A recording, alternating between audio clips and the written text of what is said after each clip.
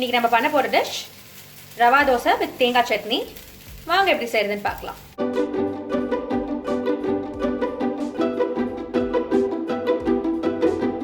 தேங்காய் சட்னி செய்ய தேவையான பொருட்கள்: 1 கப் தேங்காய் துருவல், 1/4 கப் பொட்டுக்கடலை, 6 சின்ன வெங்காயம் ஸ்லைஸ் பண்ணி வைக்கணும், 3 பச்சை மிளகாய், தேவையான அளவு உப்பு, கருவேப்பிலை, தாளிக்கிறதுக்கு எண்ணெய், கடுகு, உளுத்தம் பருப்பு. வெங்காயத்தையும் பச்சை மிளகாயையும் ஃபஸ்ட்டு வதக்கிக்கணும்.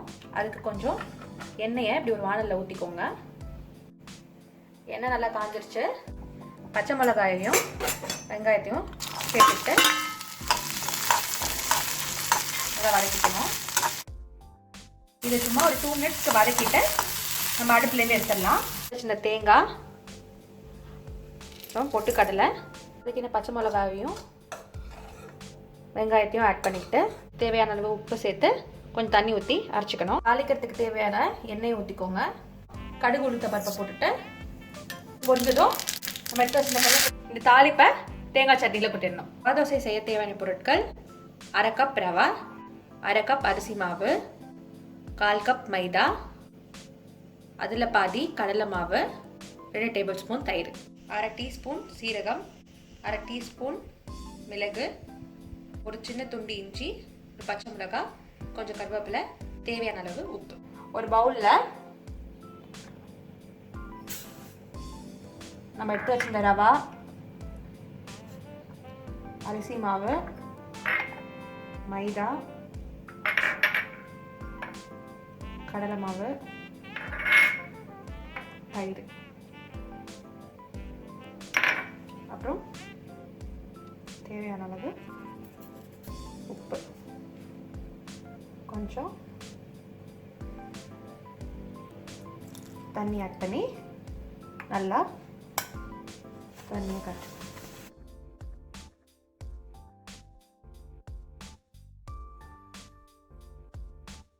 மாவை இந்த மாதிரி தண்ணியாக கரைச்சிக்கோங்க. கரைச்சிக்கிட்டு நம்ம எடுத்து வச்சிருந்த இஞ்சி, மிளகாய், சீரகம் எல்லாத்தையும் ஆட் பண்ணி 10 மினிட்ஸ்க்கு ஊற வச்சிடணும். 10 மினிட்ஸ்க்கு அப்புறம் மாவு இப்படி தண்ணியாக இருக்கணும். சப்போஸ் உங்களுக்கு தண்ணியாக இல்லை அப்படின்னா கொஞ்சம் தண்ணி ஆட் பண்ணிக்கோங்க ஊற்றுறதுக்கு முன்னாடி. இது சூடானதும் இப்படி மிக்ஸ் பண்ணிவிட்டு இப்படி சுற்றி ஊற்றிட்டு அப்புறம் நடுவில் இருக்க கேப் வந்து ஃபில் பண்ணணும்.